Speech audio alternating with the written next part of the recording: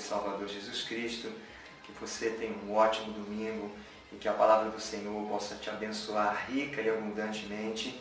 E eu espero que aquilo que nós vamos compartilhar hoje possa abençoar a sua vida, enriquecer você e ajudar a você a prestar uma adoração sincera ao Senhor em espírito e em verdade.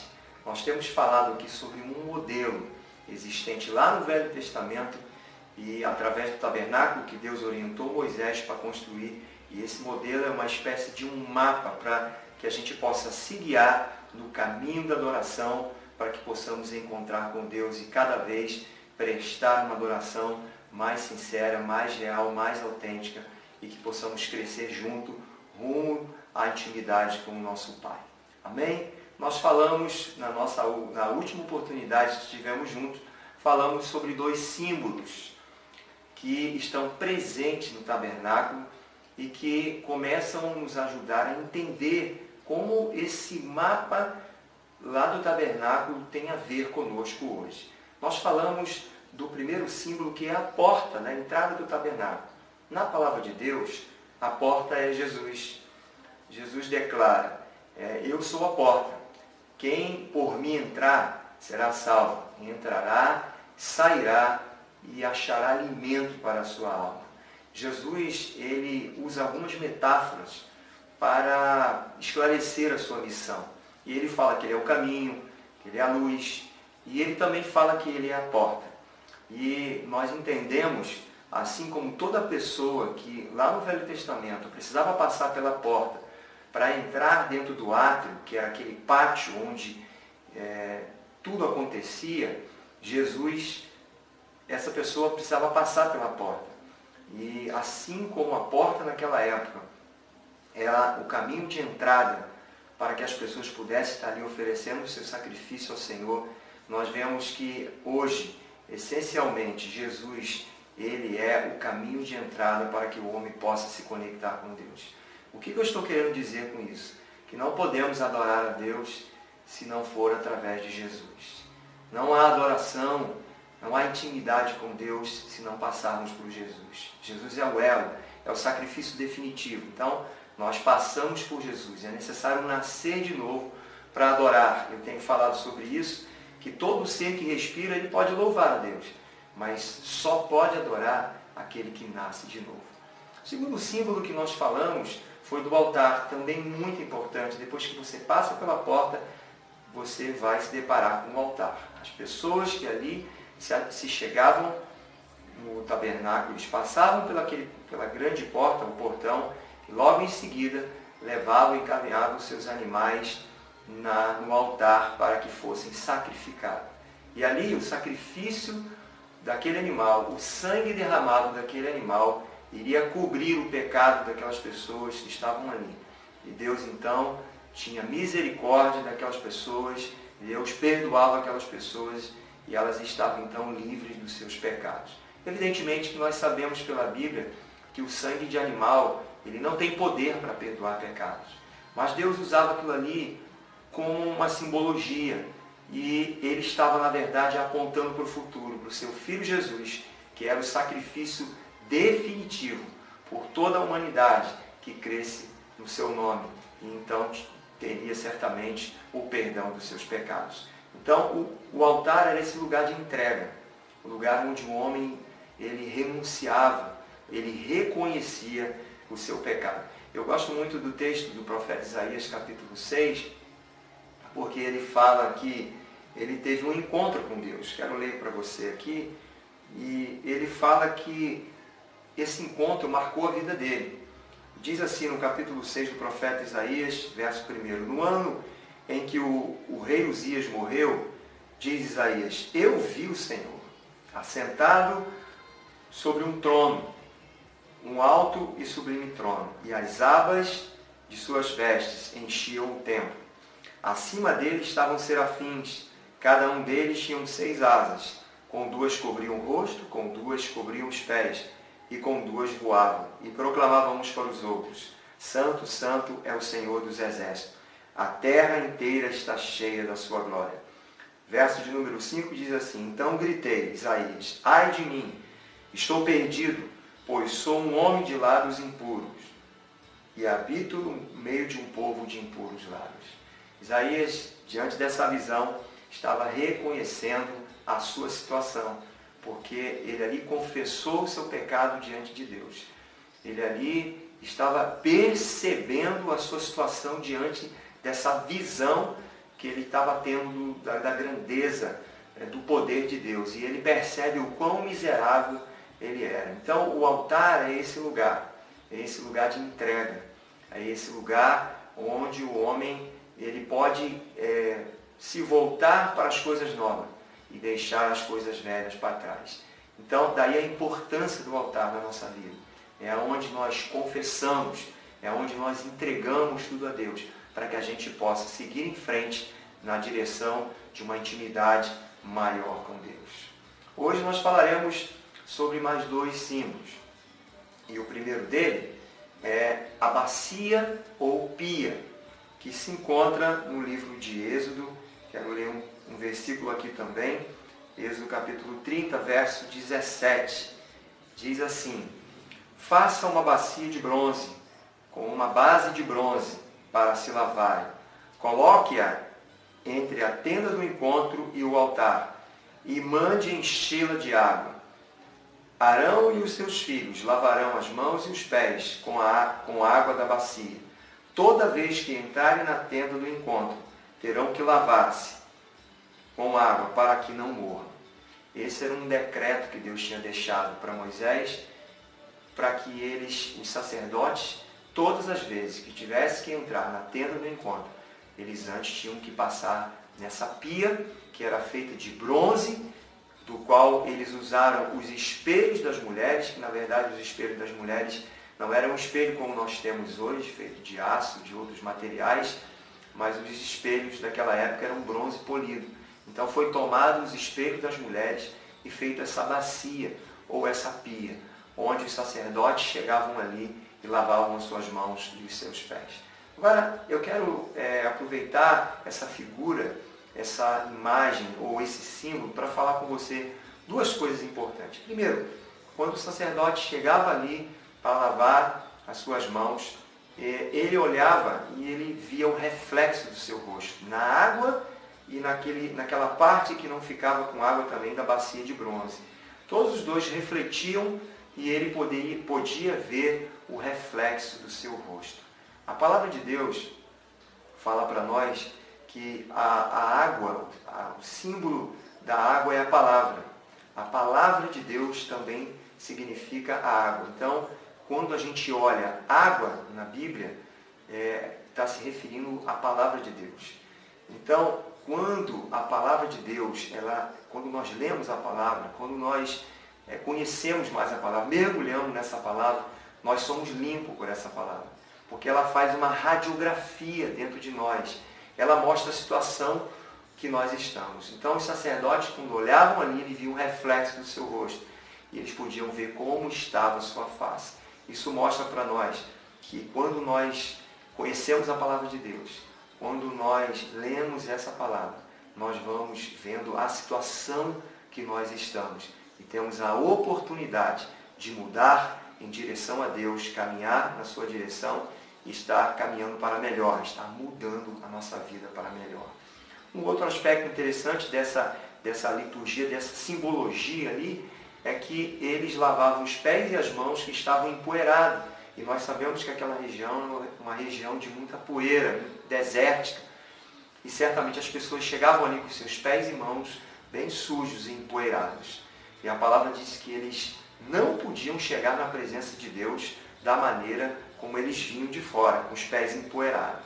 E o que isso tem a ver com a gente hoje? Nós podemos dizer que nós não podemos chegar na presença de Deus de qualquer maneira. A poeira nas mãos e nos pés significa o pecado, significa aquelas coisas que a gente faz que não agradam a Deus, significa aquelas coisas que a gente pensa que desagradam a Deus, coisas que muitas vezes não chegamos nem a executar, mas pensamos. E só em pensar, muitas das vezes essas coisas já são pecado. Quero um exemplo disso? No Velho Testamento, o adultério só era considerado adultério quando era consumado. Mas, quando Jesus veio, Jesus falou, se alguém pensar numa mulher de forma ilícita, esse já adulterou com ela. Então, o nosso pensamento, ele peca. Nós podemos pecar no nosso pensamento. Então, nós precisamos pedir perdão a Deus sempre, para que nos purifique, para que lave a nossa vida e estejamos limpos na presença dele. Paulo, ao escrever aos Filipenses, no capítulo 4, verso 8, ele diz: finalmente, irmãos, tudo que é agradável, tudo que é puro, tudo que é de boa fama, se algum louvor existe, seja isso que ocupe o vosso pensamento. Então a gente precisa estar sempre percebendo, vendo aquilo que nós estamos pensando, o que está ocupando a nossa mente, quais são as coisas, os fatos que estão ocupando a nossa mente, e ver se nós muitas vezes não estamos nos deixando levar por tantas coisas que estão poluindo a nossa mente, estão prejudicando a nossa comunhão com Deus e não permitindo que estejamos totalmente limpos na presença de Deus. O desejo do Senhor é que eu e você estejamos limpos na presença dele.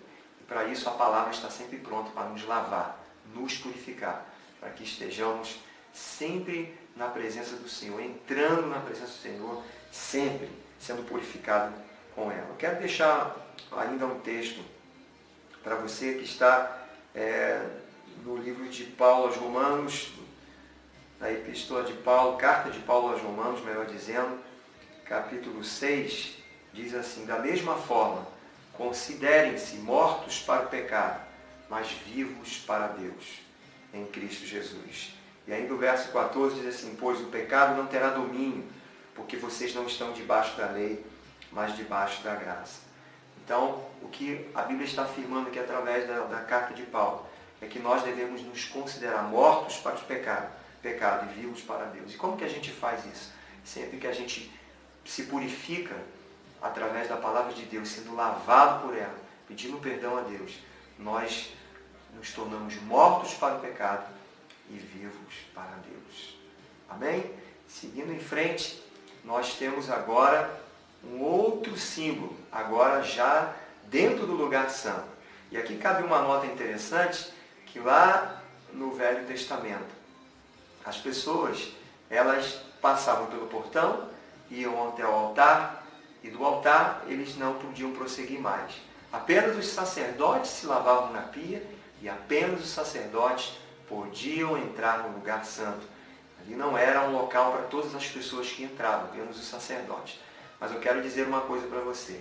A Bíblia diz na primeira epístola de Pedro, capítulo 2, verso 9, diz assim: vós, porém, sois raça eleita, sacerdócio real, nação santa. Nós somos sacerdócio real. Todos nós que nascemos em Cristo Jesus somos sacerdócio real. Então, se você nasceu de novo, você é um sacerdote. Você pode passar pela pia, você tem liberdade na palavra e você pode entrar no lugar santo. E quando entramos no lugar santo, o primeiro símbolo, o objeto que nós encontramos ali é uma mesa. Não uma mesa como essa que nós temos nas nossas casas, alta, com cadeiras, mas um pouquinho diferente, uma mesa mais baixa, mas que servia para o mesmo propósito, o propósito da comunhão. Nessa mesa havia uns pães, que eram chamados pães da proposição. E cada pão, ali haviam 12 pedaços de pães. Cada pedaço de pão representava uma tribo de Israel, que estavam ali, representando que Deus queria ter comunhão com o seu povo. Com cada tribo, Deus queria se relacionar melhor com eles. Então a mesa, ela tem esse simbolismo na Bíblia, de representar a comunhão. Aquele momento que Deus deseja estar mais presente intimamente com cada um de nós. E às vezes a gente percebe que a gente lê a Bíblia, a gente ora, a gente canta, e quando a gente vai para um momento a sós com Deus, de comunhão, às vezes a gente tem muita dificuldade, a gente se dispersa muito fácil, a gente não consegue concentrar, e às vezes, por causa de barulhos, às vezes coisas que estão ao nosso redor, mas algumas outras vezes nós não conseguimos desfrutar dessa comunhão com Deus, que é simbolizado por essa mesa, porque algumas coisas nos atrapalham. Eu quero citar duas para você aqui. A primeira delas é o medo. A palavra de Deus diz que o medo é um sentimento que atormenta o homem. Lá no Éden, Adão, após desobedecer a ordem de Deus, quando Deus apareceu para falar com ele teve medo, porque ele tinha desobedecido. Então, o medo é algo que tortura o homem e muitas vezes impede o homem de seguir na sua jornada na direção de Deus, porque ele tem medo de algumas coisas. O diabo acaba o acusando das coisas que ele fez, mas eu quero dizer para você nessa manhã, não tema, porque Deus, ele te libertou do império das trevas para o reino do Filho do amor do Pai. Então, esse reino que Jesus nos libertou, é esse reino que nós pertencemos ao reino de amor. Eu quero deixar para você aqui um versículo que está em 1 João capítulo 4, verso 18. No amor não há medo, ao contrário, o perfeito amor expulsa o medo, ou lança fora todo o medo, porque o medo pressupõe castigo. Aquele que tem medo não está aperfeiçoado no amor. Então, meu amado, não tenha medo se ao você se achegar a Deus, ao você ter a sua comunhão com Deus, o diabo te acusar de coisas que você cometeu no passado, coisas que talvez você já tenha confessado. Não dê ouvido para essas acusações, não dê ouvido para essas setas, para esses dados inflamados, mas saiba que o amor de Deus é grande na sua vida e que Deus tem prazer em ter comunhão com você. Não permita que medos de relacionamentos quebrados, de coisas que ficaram lá atrás, que você já perdoou, que já foi perdoado, não deixe que esses assuntos possam perturbar você. Mas se por acaso você deixou alguma coisa lá atrás, que isso precisa ser consertado, vá, conserta, peça perdão a Deus, para que você esteja livre totalmente na presença de Deus e desfrute da melhor comunhão possível. Eu quero também falar para você nessa manhã um último aspecto que muitas vezes nos impede é da religiosidade. Eu fui criado e cresci na igreja. E muitas vezes a religiosidade ela nos atrapalha, porque nós confundimos a liturgia do culto, a religiosidade, com um relacionamento com Deus. Relacionamento com Deus não tem nada a ver com a liturgia do culto, com a programação do culto. Relacionamento é você e Deus. É a intimidade que você tem com Deus.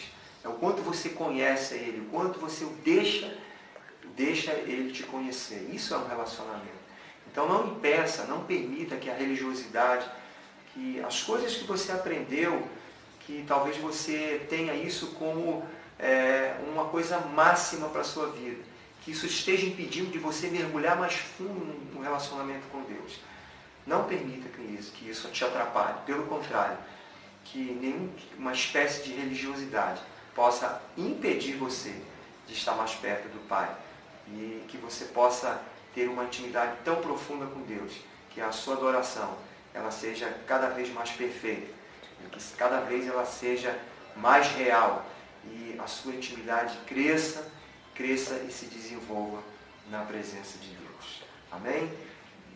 Eu queria deixar essa palavra aqui para você nessa manhã, que Deus possa, de uma forma poderosa, abençoar a sua vida, e que você possa continuar sendo um verdadeiro adorador, e que você possa se apegar à palavra, que você possa se apegar a tudo aquilo que Deus deixou na sua palavra, para mim e para você também. E Deus te abençoe mais uma vez, um ótimo domingo, até o próximo domingo, em nome de Jesus. Amém.